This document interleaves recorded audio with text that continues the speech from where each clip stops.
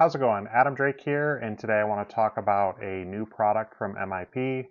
These will most likely also be available through Flashpoint, but it is the high flow MIP bypass 1 tapered pistons.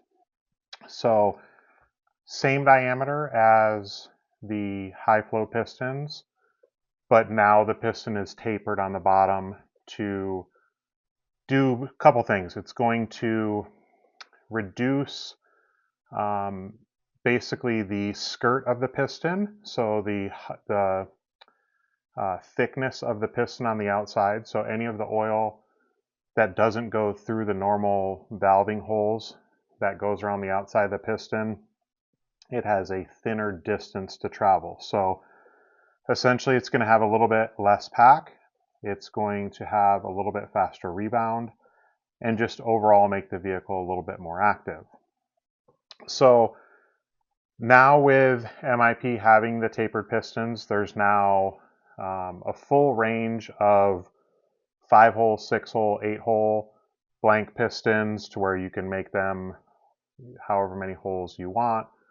There's the tuning valves, but today I want to talk and share some information. When would you use the different kind of styles? So the standard bypass 1 versus the bypass 1 high flow and the bypass 1 high flow tapered piston.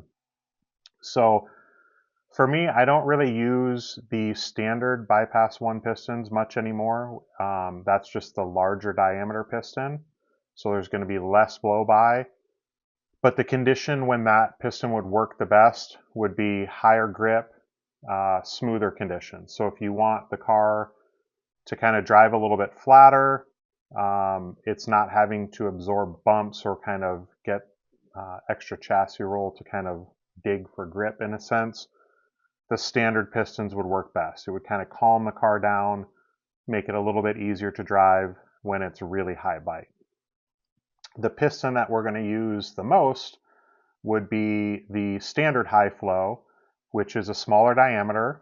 It's going to create a little bit more roll or response off center, which is going to help give a little bit more grip, be a little bit better through the bumps than the standard pistons.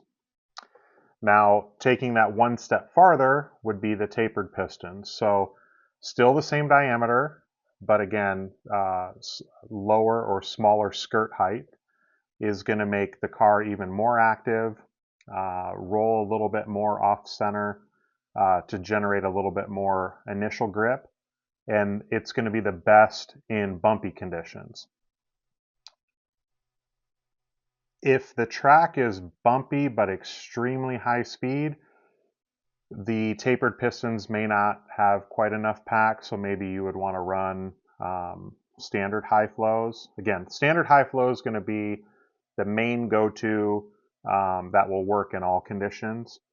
But if you want to fine tune, again, for lower grip, bumpy, and especially if it's a little bit lower speed, like rounding a tight corner and accelerating through chop, the tapered piston's going to outperform the standard high flow bypass 1 piston. So a lot of tuning options from MIP.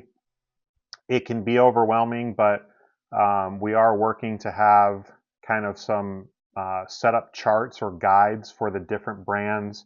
Obviously, I'll be influential on the settings for the Mugen cars, and we'll work to get setups for some of the other vehicles from some other drivers, just to kind of narrow it down for you to make it a little bit easier. If you're using a different brand, you may run a completely different piston configuration than what I'm using on the Mugen cars. So look for that soon from MIP.